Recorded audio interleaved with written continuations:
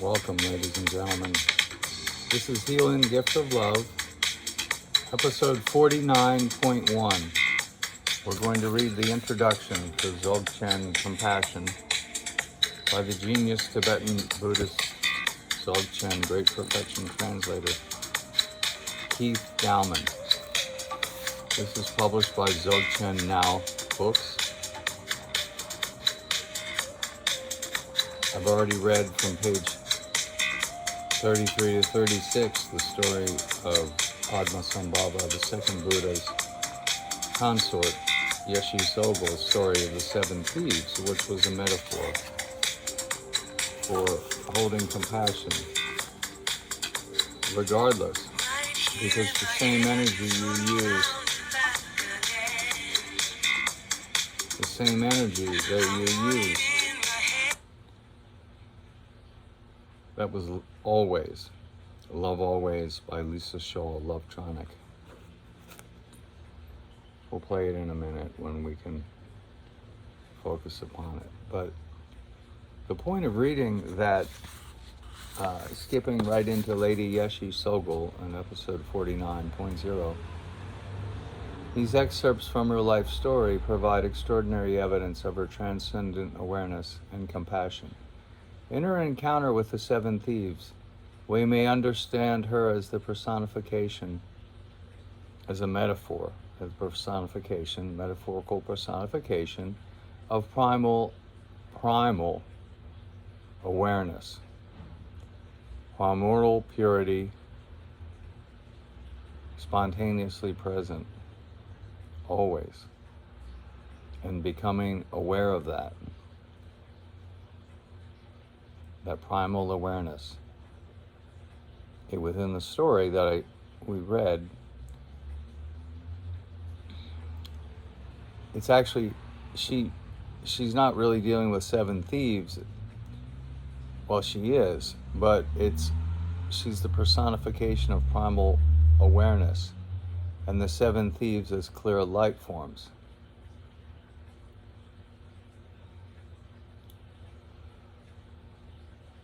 She's saying, now let karmic misadventure be swiftly transformed on her journey through the Lama's compassion, through her compassion, through compassion. And that's what the subject of today's reading will be on the introduction. So for instance, and we'll just briefly do this, on page 34, you seven thieves, my karmic deserts, know aggression and malice as mirror-like awareness. Radiant clarity has no other source. Radiant clarity has no other source than a hostile mind filled with enmity and anger. Look into your anger, for there is the strength of the Vajra, the diamond adamantine truth. Sattva, wisdom, the diamond-like wisdom. And detached from appearances, you are purified into emptiness. This maiden's fatherland is overflowing joy, etc. You seven thieves, my karmic deserts, know that pride and complacency are awareness of sameness. Primal purity and composure can nowhere be found except in an ambitious, overweening mind. There's a lot of irony built in here, because it depends on your view. And once you're looking properly, you realize the same energy that people use to act and the way that you may criticize is the same energy, the same awareness, the same primordial purity by which you're animated, by which you were brought into this life, and into which you'll dissolve and return into light if you're free. If you're not free, you return again to the fleshy body for more fun and games, learning about the problems of wanting to come down to earth and have it your way.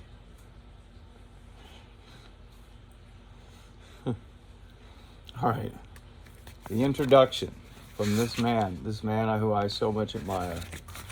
If you, for more, look him up at KEITH.DOWMAN, DOWMAN, at gmail.com. That will send you to his Facebook page. I'm kicked back and resting after the first episode, and I feel pretty darn good, but I don't want to sit right up, and I think we'll get right to it. Compassion is the one single word that encompasses the entire meaning of Dzogchen. Now let's listen to Lisa Shaw. What is she saying here?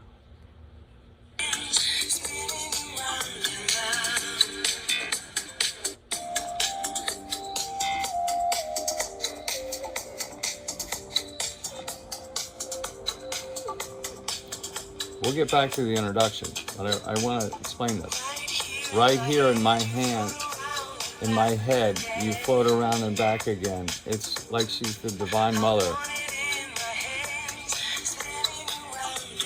She wants it in her hands, spinning around and around. The primal awareness, in a sense, is floating in and out of her head. She wants it in her hands, spinning around and around. You can't break this, because it's always in my mind. I'm so into you, one thought of you, and I'm so high. One thought like this, and it's all right. True love never fades. Love always. Love always. So my message is to listen to her song and imagine yourself as the Divine Mother of your own realm. You are that compassionate as the great ones. And you need to dance and sing and celebrate life. Because if you ain't fucking having fun, you shouldn't be fucking doing what you're doing. If you're not making it fun, what's the point? Life is short. And guess what? If you go for the money and the power and the sex, first and foremost, you might get it, but it's not going to make you happy. Your compassion ignited, if it's leading you then to serve, good. Hopefully you're serving not just to look like a good guy or virtue signaling, but you're doing it without regard for the reward. You're truly doing it for the fun of it, for the fun of helping. Listen to the song for a minute, and then we'll get back to the introduction. We'll put on meditative music. It's always in my mind, you can't break it. I'm so into you. Hi, she's so bright. And it's all right. It's all good in the hood if you know who's who in the zoo with your awareness lit. Always. I'm having trouble dancing given my surgery.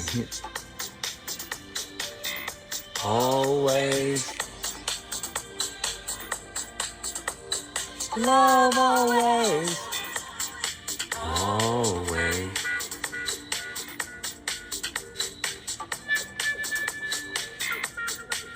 I've listened to this probably 5,000 times and jogged all over cities and places wherever I've lived.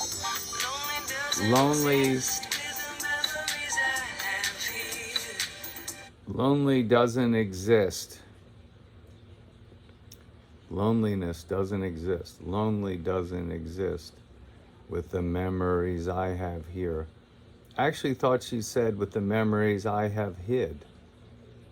Well, the memory, the treasures, the relevance would be Padmasambhava's consort, student, and scribe, Yeshi Sogol, about whom I read the story in the first part of this episode, 49, with the 7 thieves. She did hide the written works that she transcribed. As they say, Padmasambhava may have written a small book, but there's no meaningful work from him. In a sense, the works were written by her and hidden for the future. She was his tantric consort. And the bliss experience of a sexual union with someone you love, not for the purposes of procreation, where you hold back from the orgasm, can be very helpful. Because if you are truly happy, you have a bliss experience, your desire will stop for a while. You'll feel satisfied. Maybe then your raging ego will cease. You'll feel the peace of the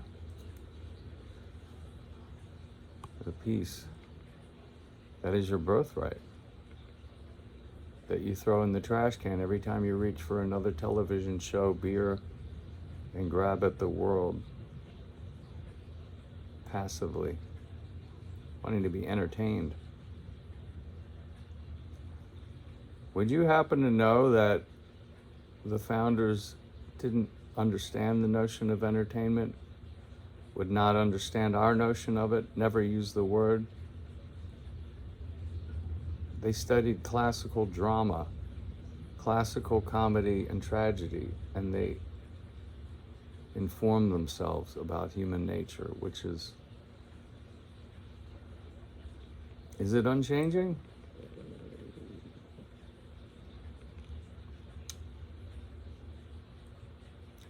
Can you really change? How would you do so? Prayer, intention, affirmation, visualization, actualization. You have to act. If you just simply talk about it like I'm doing on the show without acting, it may inspire somebody. But if I'm not acting out in the world to truly help people with my physical actions, the physical action of doing the show may help people. So far, I've gotten some warm responses, but we're certainly not setting the world on fire. But I'm very proud of this show. I think episode 49 was the best I'd ever done. And this series is going to be followed by series episode 54, and we'll pass the mark of 108 videos, which was my original goal for the 108 times that you recite mantras in honor of the Divine Mother's number 108, which is 2 squared times 3 to the 3rd power.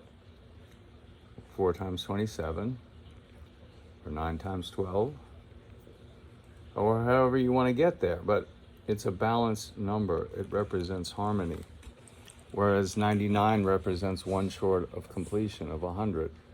And 9 times 11 is 99.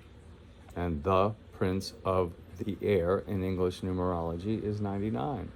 Who's that? Oh. I think you know. If I have to tell, well, it's Lucifer. And it turns out when you play around with the numerology of the United States of America, it comes out to be 99. I can show you. Just take my word for it. I was taught by my teacher, Tom Ringrose, in Charlottesville in 1998 to memorize with his little group called The Gathering. That actually had a great effect. By the way, when he passed suddenly of a surprise asthma attack at age 59, 2005, there were probably 1,000 people at his memorial service. He touched many lives. But he had us memorizing Psalm 9 and singing it. And I took it to heart because my teacher, Frederick, nickname was V for victory, taught us to recite this 91st Psalm and the 23rd Psalm. Tom taught us to sing Psalm 9, and I still do it every day. Sometimes twice a day, or I use the refrains. And then he taught us to sing the refrain. We didn't memorize the whole of Psalm 9:11, but we sang the refrain in Psalm 113. And then 9:11 happened, and I said, oh my God, because Psalm 9 is a psalm of judgment. Now, if you're Christian and have that orientation, or Jewish, or even Muslim, or just curious, you might want to look into the work of Rabbi Jonathan Cahn, Cahn. I highly recommend his video on YouTube. I believe it's from 2020, on the lawn in Washington. And he is calling America to atone for its sins, its crimes of omission, its sins of omission of what it doesn't do and the truth it doesn't tell, and what it leaves left undone, and its sins of commission, which don't need to be elaborated upon here. But primarily, abortion is murder, in his opinion. And the sacrifice of children in Israel and Judah was followed by a harsh retribution from their enemies, which is believed to have arisen because they lost the spiritual protection, because they were sacrificing their children, and the prophets told them to stop. And Jeremiah in Jerusalem shattered a clay jar in the place where they sacrificed their children to Moloch, to the pagan gods, Baal, B-A-A-L, or Moloch, M-O-L-O-C-H. And they were warned. And he shattered a vase there. Jonathan Cahn shattered a vase in front of the Capitol, in the Washington Monument, in a crowd of tens of thousands. During that talk, it's about 45 to 50 minutes, and it's on YouTube. That's the one I would recommend you watch. And he discusses the Harbinger and how 9/11 took place at the place where America was consecrated to God and to redemption, to God's redemption plan by George Washington personally, with everyone who wanted to come, from Congress, the Supreme Court, and his administration, to the church at Ground Zero, St. Paul's, that survived miraculously.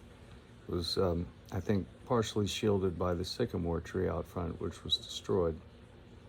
And then they replaced the sycamore, and Jonathan Cahn discusses the reference to how Israel had already been destroyed and wiped off the map.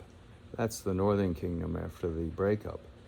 I think most of you don't have too much biblical history, but let's go through it. The covenant is made with Abraham. Abraham's son is Isaac. He nearly sacrifices his son, and is, as a symbol or metaphor, he's willing to do it, but he realizes that's wrong, and he's directed that's wrong, and God would not want that to happen. And it represents a turn away from those pagan practices where you sacrifice animals or children to. It ends up going to the spirits. I don't think the angels want you to do that. Of course not. Only the fallen angels. And he discussed how then Jacob, the son of Isaac, so Abraham, Isaac, and then Jacob, he becomes Israel, which is the one who struggles with God. And he has 12 sons,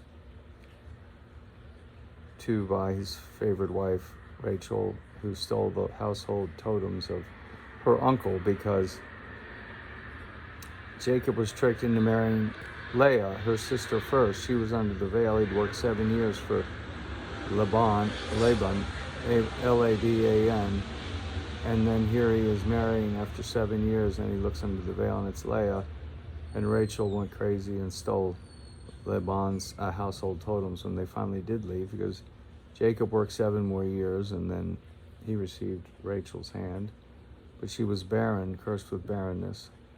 And there were 4 sons from Leah, then 2 sons from Rachel's handmaiden, then 2 sons from Leah's handmaiden. That makes 8. 2 more from Leah. That's 10. And then finally, miraculously, Joseph was born, the 11th son, and Benjamin, and Rachel dies in childbirth, tragically.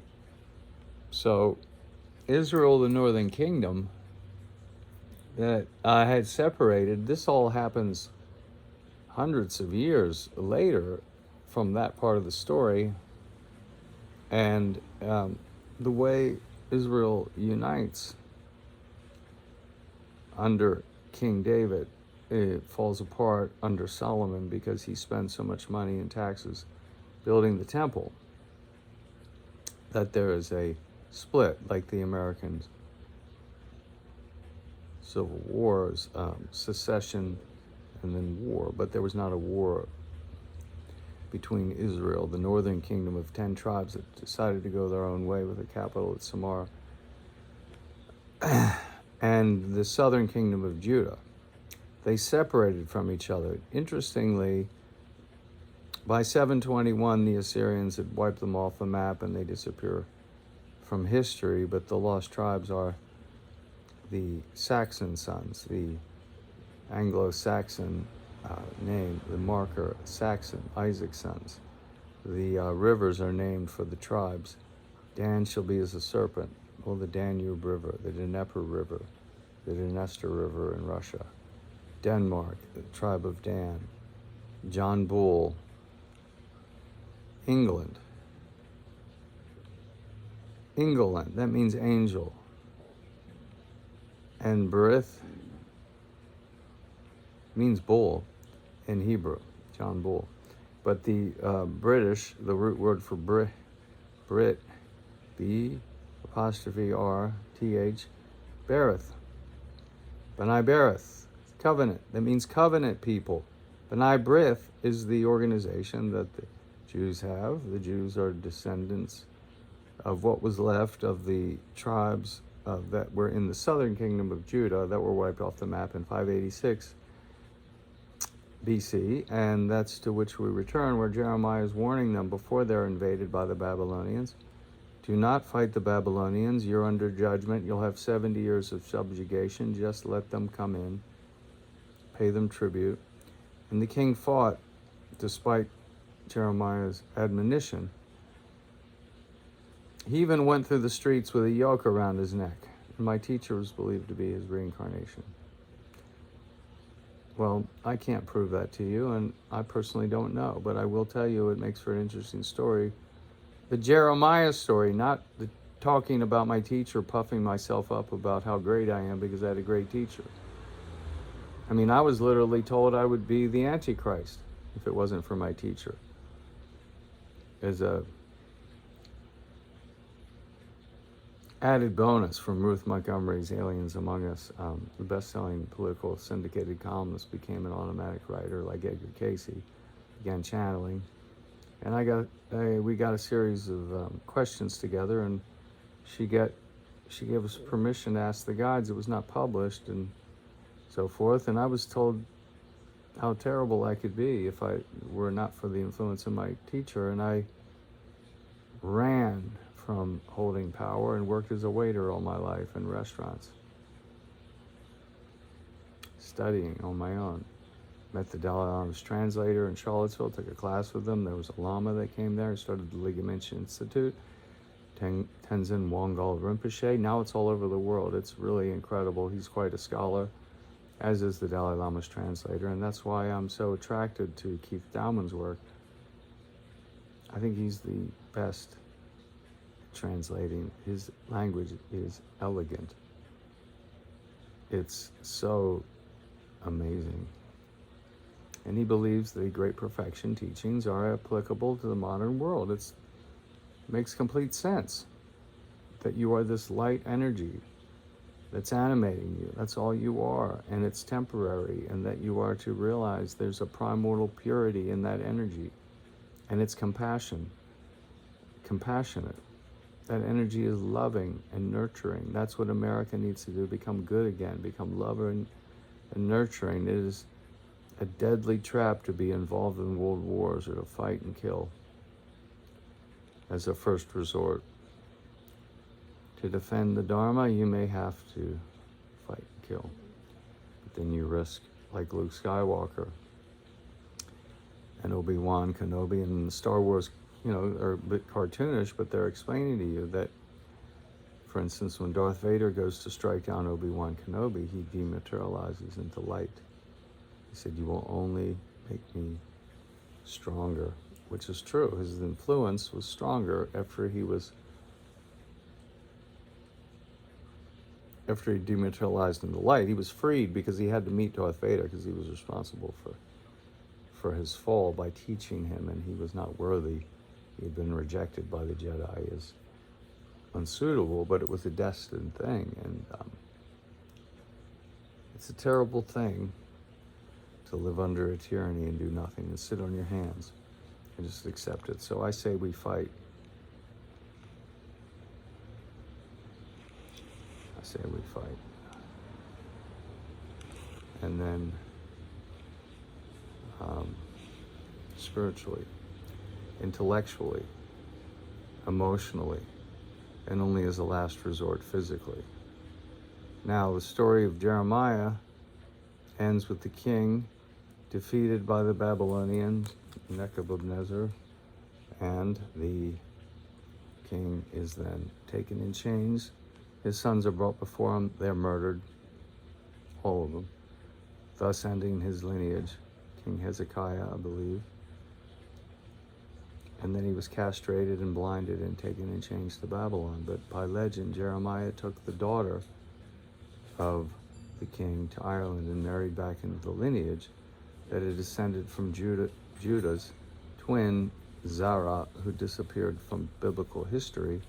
Zara's name is spelled Z-A-R-A-H. Interestingly, David Bowie named his daughter Zara. I think it's her middle name. Thank you, darling. Just got some great coffee. And so Zara was the father or the founder of many cities, believed to be Athens and possibly Lud or London, or they say Brutus founded London from Troy, but the main city would be Athens. And then the point would be that Zara is the twin that does not receive first out of the womb, and he leaves the so-called promised land and disappears from biblical history. He's only mentioned twice, and he had 5 sons, Calcol, who founded Athens, and others. My point is, the legend is that Zara's lineage went to Ireland, and the Irish king Eochaid, E-O-C-H-A-I-D-H, married Tara Tefi, the namesake for Tara and Going with the Wind, or sounding like the Torah, which is the truth, or which is related to the idea of the wheel of fortune, the wheel of time, and the tarot deck, and the mystery of where it came from is for another episode, discussing that, because nobody's really sure. Many theories, I could present them, as others have told me. I'm no expert, but it is fascinating to know that by legend, Tara was taken to Ireland and the lineage survived there, because the prophecy given by Jacob at the end of his life to each of his sons, he gave the special blessing to Joseph, whose multicolored coat is like the Tibetan silks, prayer cloths, and costumes, and symbolizes their connection to the mind of clear light, to the great perfection, to God Almighty. If you are Jewish, Christian, or Muslim, use that, God. If you're Buddhist, you don't say God. You talk about gods and beings, but you're really focused on compassion and the mind of clear light. And it's important what you do in this world, not that you constantly ask for God for forgiveness and pray to God all day long, like some nun trapped in a monastery, or a nunnery, a monk in a monastery, a nun in a nunnery, that's all well and fine for them to sit on their asses all day long and pray and do good works and make cheese or wine or nuts or whatever they do and never come out into the world. But we have a world that's about to explode, and we have a depopulation agenda that's in play. And it may be good to just withdraw and become a spiritual person, become a monk or a nun. But if you feel so inclined to want to defend the United States of America's ideals and help restore this monstrous thing that we still think is okay, it's not okay. The United States has been a tyranny since World War II. The Star Wars movies are backwards. We are the evil empire. But the evil empire is of the mind. It's an empire of finance, the invisible empire of the bankers, and it controls both sides. It sets both sides against each other and picks up the profits once everybody's dead. Well, what happened with the king is terrible. And he fought and lost and went to Babylon. Imagine having that happen to you, having your sons murdered in front of you, castrated and blinded and taken in chains to Babylon, knowing that you had not listened to your advisor, the gifted prophet Jeremiah. Now, even worse, the 7 times punishment was pronounced of exile. 7 times 360 is 2,520 days. In biblical prophetic time, a day of the Lord is 1,000 years to man, but also a day can be turned into a year. For prophecy, a day can be turned into a year. So the 7 times punishment means 7 years. Years composed of 360 days according to their system. 7 times 360, 2,520 years. And you add that period of exile to 586 BC. And what do you come up with? Well, 2,500 years from 586 BC. Let's just say it was 600 BC, and it was 2,500 years later. Well, that would be 1900. What happened within a generation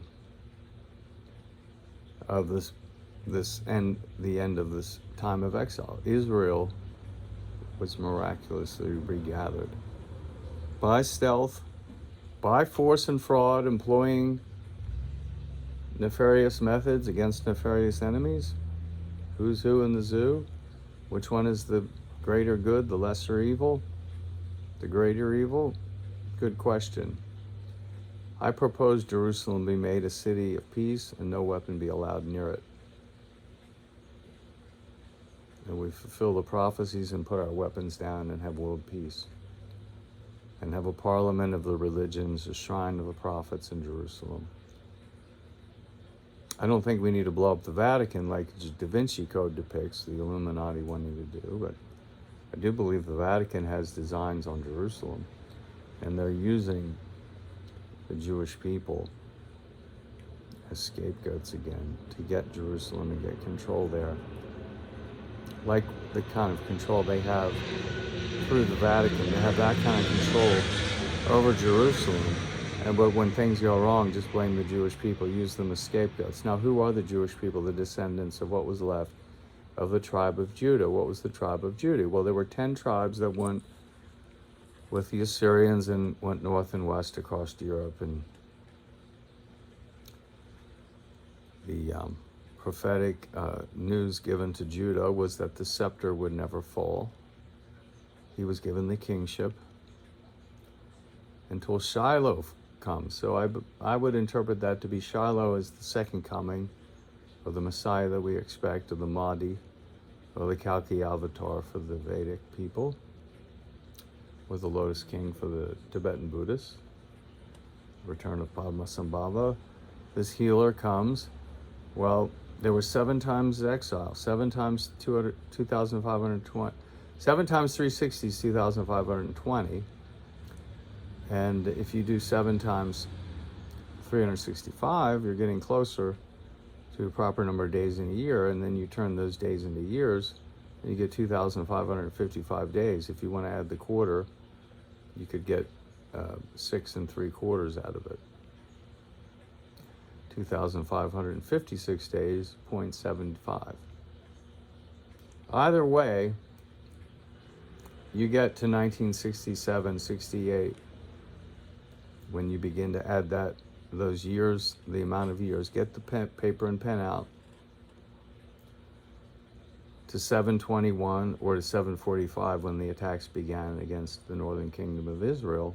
10 tribes lost and scattered. They'd be regathered and known under a different name, according to the prophecy. That is the United States of America, which is following, like Joseph, who was sent into exile by his brothers because of the jealousy he had with the special connection to heaven, symbolized by the rainbow, the multicolored coat, and the rainbow body that Tibetans, Buddhist, great perfection yogis achieve,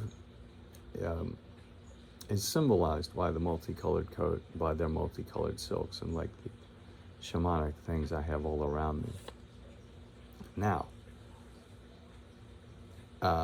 when you get to 1967, what happens? The Israelites, in a war, 6-day war, they miraculously retake Jerusalem. And then 50 years later, a Jubilee year, a year after the Jubilee year, 2017, 2018, we're getting close to Donald Trump recognizing Jerusalem as the capital. And the Jubilee corresponds to 50 years. Every 7 years, you're to forgive debts according to the Torah, completely. That isn't happening. And every 7 years, 49 years. In other words, every 7 years, you treat that year as a Sabbath year and make amends and correct the problems. And every 7 year periods, 49 years, you celebrate one Jubilee year, and all debt is forgiven. Because the interest rates of the usurers is usually set, and debt is usually accumulated in a way that grows faster than the growth of the economy, enslaving the producers such that the usurers, the invisible empire of finance, end up owning everything. Just as Thomas Edison lost control of his power company and was taken over by J.P. Morgan and Wall Street, and they turned it into Consolidated Edison, and he went out.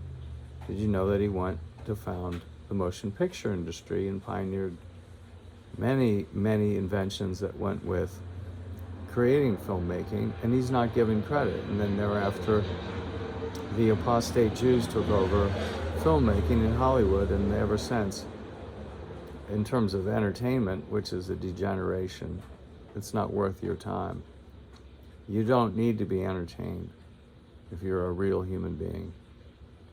A real human being takes care of other human beings and puts that first and foremost. They're not sitting there watching football games with their sons saying nothing of value all day long on the one day that they're off with their family on Sunday. Or on a Saturday, they maybe go racing off to go hunting or shooting or do some other bullshit. And they're not instructing their sons in the way of the Dharma, or what we would call the Torah, which means service, honoring God, gratitude for life, total gratitude for everything, even the most evil experiences or people, because they show you how far back you've come and give you the best insight into how people get lost. Unconditional love for everyone for all time, and unconditional love for yourself. Self-respect. And you can't have self-respect if you're greedy and malicious and vindictive and lazy or cowardly. And the first virtue is courage. So you maintain that unconditional love, and you need to forgive everyone. You need to drop your anger. We need to drop our weapons. And we need to forgive ourselves. That was the lesson I learned on ayahuasca in Peru. I just burst out laughing, and I realized I'd forgotten to forgive myself. I was a doormat for everybody else. I loved everybody, forgave all them, but I wouldn't stand up for myself and do this show. And now I'm doing it because I nearly died, and I thought to myself, God, I kind of did wish I would die many years ago. When I was homeless or when I was taken advantage of or very frustrated. I wanted to go. Well, I wished my way into a small malignant tumor. I don't think I want to do that again, but I'm suffering pain right now from it every day, and I can barely walk. I can walk, but it hurts because I have a chronic wound because it was never connected properly and there was a leak, and it goes into my left buttock. But my point is, this is not to generate sympathy. This is to get you to understand what you can do with your mind and your willpower. I wished I would die. I spent all my inheritance trying to get a show like this organized, got taken advantage of, had money for an RV given to somebody, they disappeared with it and had a baby on my dime, etc., etc., etc. And I have to forgive all of them, even the person who carjacked me and left me homeless with no car, no phone, no wallet, and no clothes, and no charger. I was walking 3 miles back to South Beach from the center of Miami at this shopping center where he drove away with my car after he roughed me up and used a knife and scared me. I have to forgive that person if I want to be free. If I want his head taken off his shoulders, I'm going the wrong way. I'm coming straight back here to re-experience samsara over and over again. If I could just forgive him and let it go, there's no reason. There's no, in other words, we could still recover the items, we could forgive him, and we could still put him in jail. I know who he is, I know his name. Police in Miami are terrible. They wouldn't help me at all. Once I was made homeless, they wouldn't listen to me. And he used to come and hit me or grab things out of my hands because he was in the same neighborhood I was in for about 4 months until I wised up and came to Key West, where being homeless is like paradise. No, it's not. You go to jail if you're homeless. For open container or trespassing, there's really nowhere to sleep or it's lawful outside until you go to the homeless shelter with a bunch of rats, mold, and dripping, leaking. It's terrible. So anyway, I had that happen, and then my best friend turned out had stolen $27,000 that I was waiting to be deposited in my account, and he insisted I'd already spent it. Only paid me back 4 years later under duress because I got the bank statements and showed him that I finally figured it out. After my car was carjacked, he took my bank. I didn't have a phone. I was homeless. I had no money, no nothing. He then took the $27,000 check from Edward Jones that I needed to get my new place in Miami that I had selected with this woman who wanted to help me do my art and do the show in North Beach, Paula King. He didn't believe me. He thought I was crazy, that I couldn't spend my own money wisely, so he kept it from me and spent it on himself. I forgave him. He paid me back, and then he was going on about wanting me to pay him rental fees for having stored some of my clothes and things. He gave away my $1,000 bike. I don't know what else he gave away, but there was at least $10,000 to $50,000 worth of stuff. There was at least $20,000 in books, I think, if they were new, but now they're not worth very much. My point is, you have to forgive them. I'm not elaborating so that you think I'm like, boy, that's amazing. I'm saying I had to forgive somebody that I had come to hate, and I had to drop my hatred. And I had to forgive the carjacker, and every day I say a prayer for him. For those people, in other words, by saying I forgive them all for all time, forevermore. And I forgive myself for being so negligent and reckless and careless, and for hating myself so much that I wished I could die. Now do you understand what I'm saying? because my thoughts manifested apparently in this malignant tumor, and I'm not dying. It's gone. There's no chemo, no radiation. It's just a leak because the things were not attached properly near my anus. So there's a leak that goes into my left buttock. It caused an abscess that needed to be drained. The tube left a channel that still leaks into my left buttock.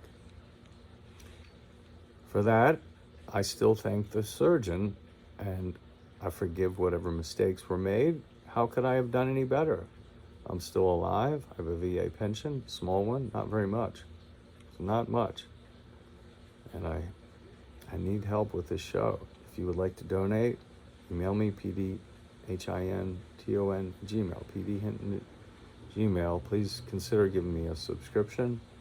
And if you like the show, please consider giving me a thumbs up.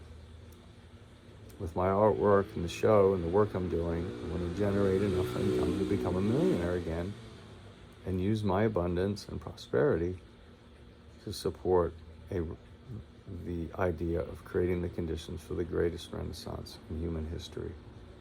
Not because I'm leading it, but I'm just helping by promoting peace, love, and harmony among all men and women and sentient beings, and telling you, stop believing this world is so important. What you do in this world is important, but wanting to have a powerful position or thinking your life is empty because you're not Tom Cruise, forget it. Or Nicole Kidman. Actually, she was very good in I Love Lucy's, Lucille Ball's Being the Ricardos. But my point is, you don't need to be like those people to be free and live free forever and leave this world with a smile on your face because you have self-respect. Actually, if you lied, cheated, and stole to get to the top of the system, or you had made hundreds of millions of dollars like Tom Cruise, and then you sit on your hands. You sit on your hands while 9/11 goes off. Our criminals in action blew up the World Trade Center buildings with internal demolitions, or they deployed agents to do so in conjunction with probably the Mossad and British intelligence who lead. They're the leaders. We're not in charge. America's not in charge. It's London, and at this point it's the Jews. They're in charge. They're running things. The average American has no connection to Hollywood. The leadership is entirely of a different nature than the culture of the United States of America before World War I, or even before World War II, and then before the 60s. But the sex, drug, rock and roll counterculture destroyed traditional values and encouraged people to turn into animals, me first, the me generation. And then they pumped them up after the 60s on cocaine and turned them into horrible yuppies, consumers. Consumers, what kind of word is that? We are citizens. Well, no, we're not. You are subjects of a tyranny. The voting doesn't work. The elections don't work. They're fraudulent. You live in a tyranny. Terribly sorry to tell you. Now, do you want to strike out like BLM and burn the place down? You only trap yourself here all the more. It's a ridiculous, preposterous notion that these Marxist women that founded BLM are now millionaires with houses all over the place, homes, for the cause. Or that the New York City police chief, the new one, is a woman, the black woman, first woman. And then the article in the Daily Mail today,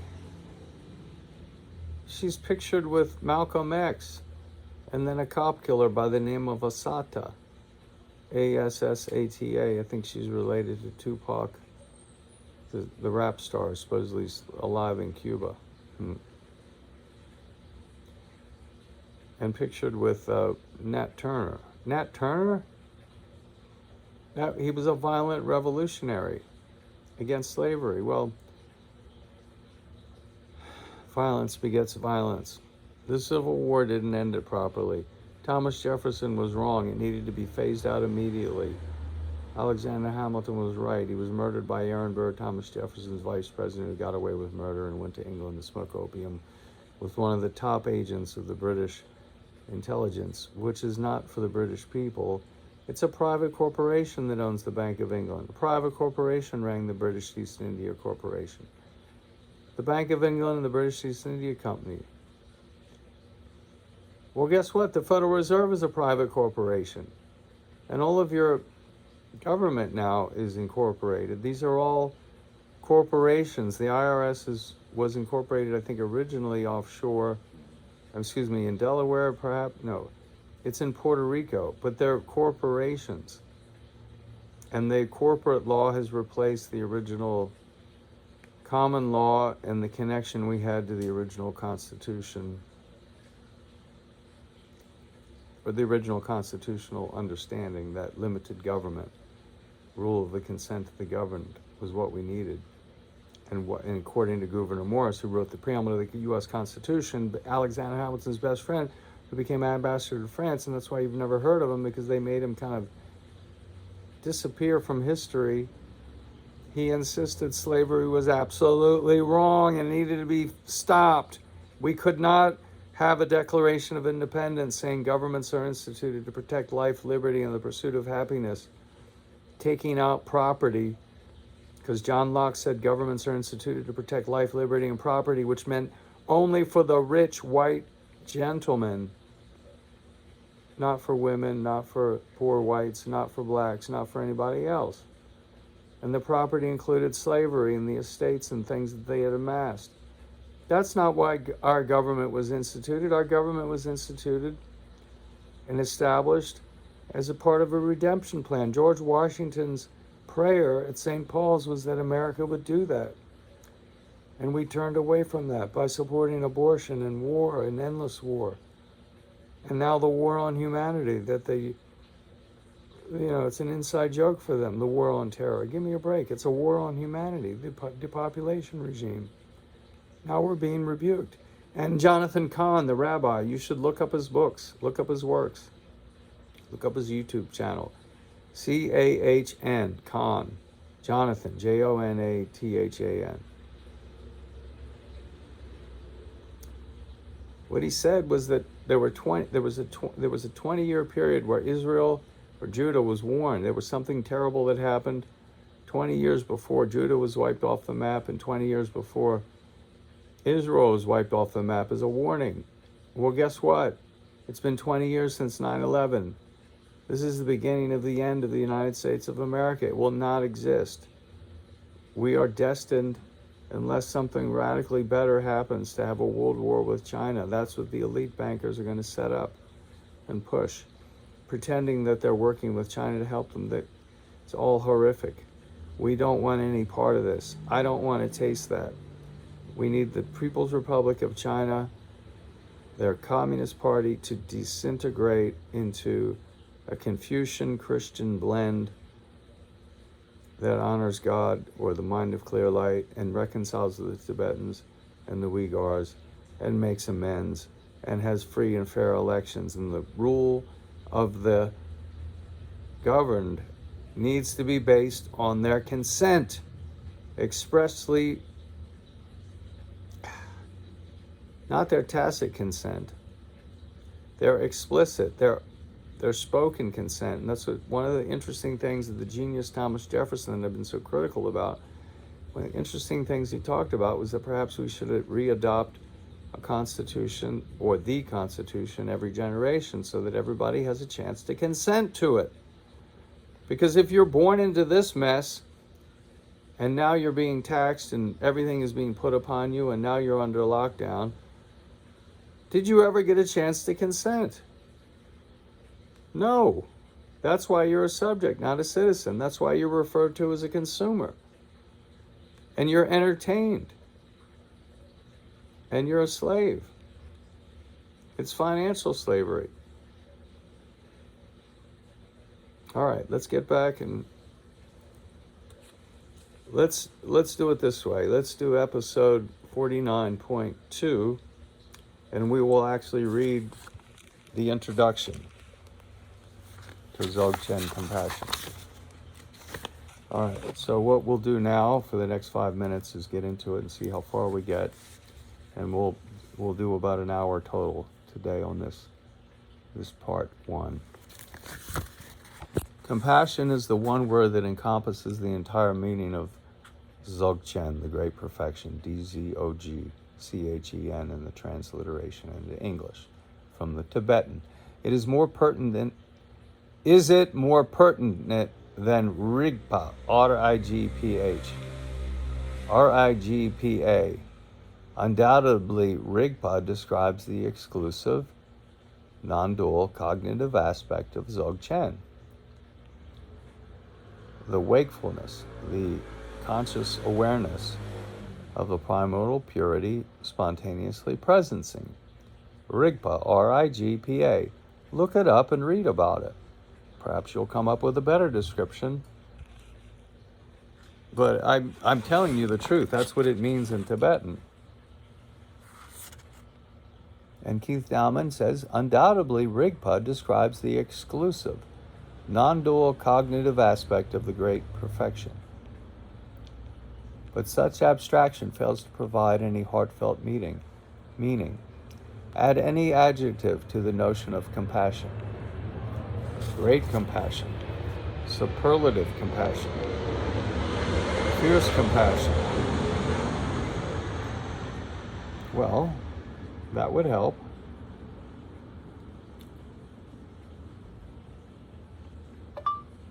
Stephen Halpern, Ancient Echoes.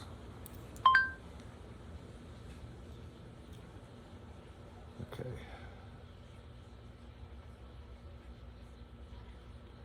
There's our 15 video mix. Greg Dunkelbarker. It's Stephen Halpern, Ancient Echoes. And we'll start with Luxor, the 4th track. Discover an unforgettable melt.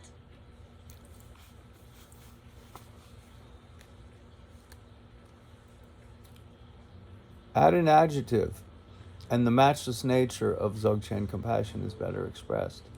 Great, superlative, fierce, fiercely wise compassion. Add any, and the matchless nature is better expressed. It's non-dual nature. Its innate transcendental nature is the nature of mind.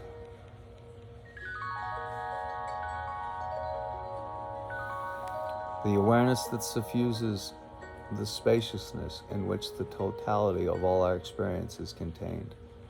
Its greatness is what sets Dzogchen and all non-dual reality apart. Recognition and identity with it in the here and now render all effective emotion pure and simple. And its ultimate cognitive aspect supreme. Great compassion infuses every Dzogchen moment. Recognition and identity with the great perfection in the here and now render all effective emotion pure and simple, and its ultimate cognitive aspect supreme. Great compassion infuses every moment. It is the nature of the infinite variety of bodhisattvic expression that permeates the 6 realms. In other words, the Buddha wisdom expression that permeates the 6 realms of the gods, the demigods or the asuras, the titans, the gods, the titans, the humans, the animals. Animals are animals because they're ignorant, hungry ghosts because they're selfish, and hell beings because they're full of hate. The 6 realms correspond to the, well, let's put it this way. Pride is the sin of the gods. Envy, that of the titans. Humans, ignorance and selfishness. Hungry ghosts, greed. Animals, ignorance. And the hell beings, hatred. And attachment that can be part of any of those realms. Even the gods can grow attached to their wonderful long lifespans, and when the karma then enable them to go to the heavenly blissful realm is burned up, then they have to leave, and their attachment may be cause of suffering. All right. Great compassion infuses every Dzogchen moment. It is the nature of the infinite variety of bodhisattvic expression that permeates the 6 realms of the gods, the titans, the humans, the animals, hungry ghosts, and the hell beings. The nature of our mind realized, no state of mind lacks great compassion. Once the nature of our mind is realized, we can see no state of mind lacks great compassion. The word compassion in common English parlance refers to an empathetic feeling for another human being or living creature, literally fellow feeling for another, somewhere between pity and envy. Pity and empathy, excuse me.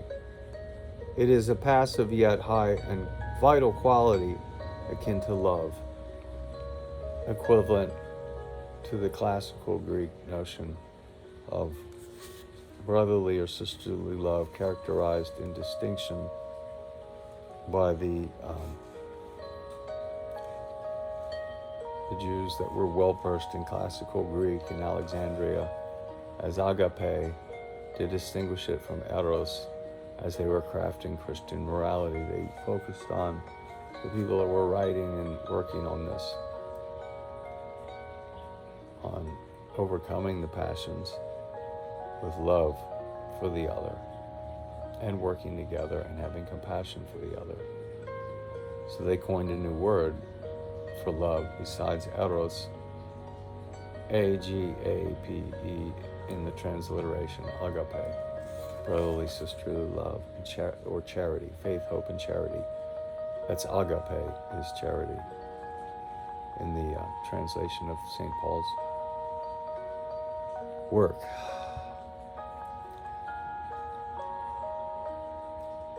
In the common English, compassion refers to fellow feeling for another, somewhere between pity and empathy. It is a passive yet high and vital quality akin to love, agape, such is its formal meaning. In Buddhism and Hinduism, the Sanskrit word karuna, one of the most evocative words in that language, rules as the highest expression of effective mind states. In Tibetan, it is tuje, and in the vernacular, attaching great to tuje is the common word. Thank you, literally great heart in Mahayana Buddhism. This mutual Tibetan sentiment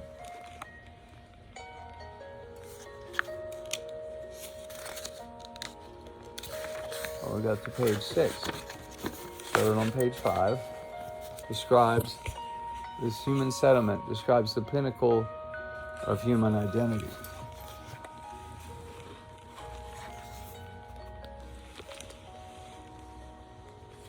Or achievement in the verbal form. This is a Tibetan word, Tujengkenpo, or Tujempo, or Mahakarunika. Basically, these are Tibetan words for great compassion. In the Mahayana, it is universally venerated and worshipped, particularly among the common people as Chenrezig, he, she who gazes with tearful eyes. In Vajrayana, Chenrezig becomes the Yidam Tujek Shempo, he who with 1,000 arms and eyes serves all sentient beings until the end of time. The English language is short on synonyms of compassion. Love is the large common word that encompasses all shades of its meaning, whereas compassion itself primarily communicates selfless love. See Christian charity and compassion, page 61 within the book. As in an alternative rendering of karuna in Tibetan, Ningje, the accent is on the pity that a responsive heart feels the distress for another. This relative compassion that manifests in a temporal dualistic world is enwreathed in harmony and peace. And it's associated with one of the variable levels of joy In the timeless realm of Dzogchen, where compassion is great compassion to the satisfaction of all, it is the joy, Ananda, that is called no joy on the fourth level of joy. In the Dzogchen view, the great compassion of Vajrayana, of Tibetan Buddhism, the adamantine, diamond light truth and wisdom of the Dharma, of the notion of doing good for its own sake and serving others and working for the self-liberation of your own self as you help others achieve same. And you want them to be happy. How about that? In the Dzogchen view, the great compassion of Vajrayana is known as the pristine awareness that suffuses and illuminates every moment of consciousness. Thus, pristine awareness in itself contains an ultimate love that has neither subjective. Thus, pristine awareness in itself contains an ultimate love that has neither subjective nor objective referent. It is a love that cannot be initiated or cultivated because it is already present, fully mature. This all-suffusing, all-encompassing, overarching natural presence is intrinsic to every moment of awareness. I think we'll have to go back over that again. This is some dense reading. In the Dzogchen view, the great compassion of Vajrayana, or Tibetan Buddhism, the Dharma, is known as the pristine awareness that suffuses and illuminates every moment of consciousness. Thus, pristine awareness is in itself contains an ultimate love that has neither subjective nor objective referent, an ultimate love. It is a love that cannot be initiated or cultivated because it is already present, fully mature, may be hidden. As Heraclitus said, nature loves to hide. Thus,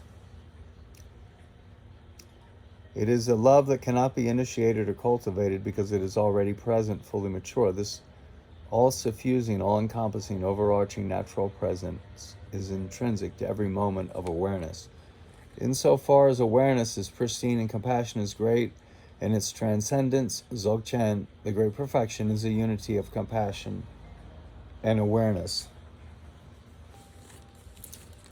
Once the sense of self that strives for its own self-serving interest has abandoned its devilish thrust, dissolving into itself,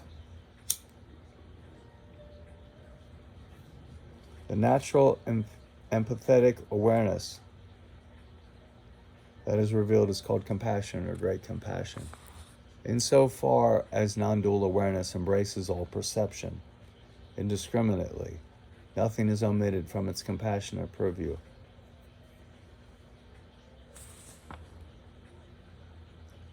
Once the sense of self that strives for its own self-serving interest has abandoned its devilish thrust,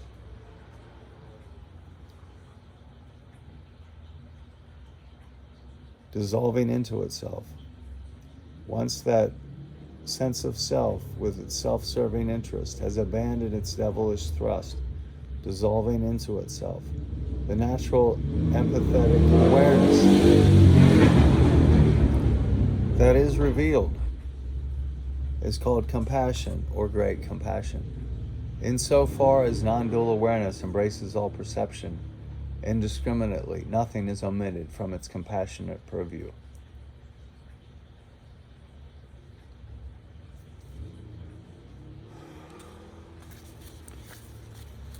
The awareness is the compassion, and the compassion is the awareness.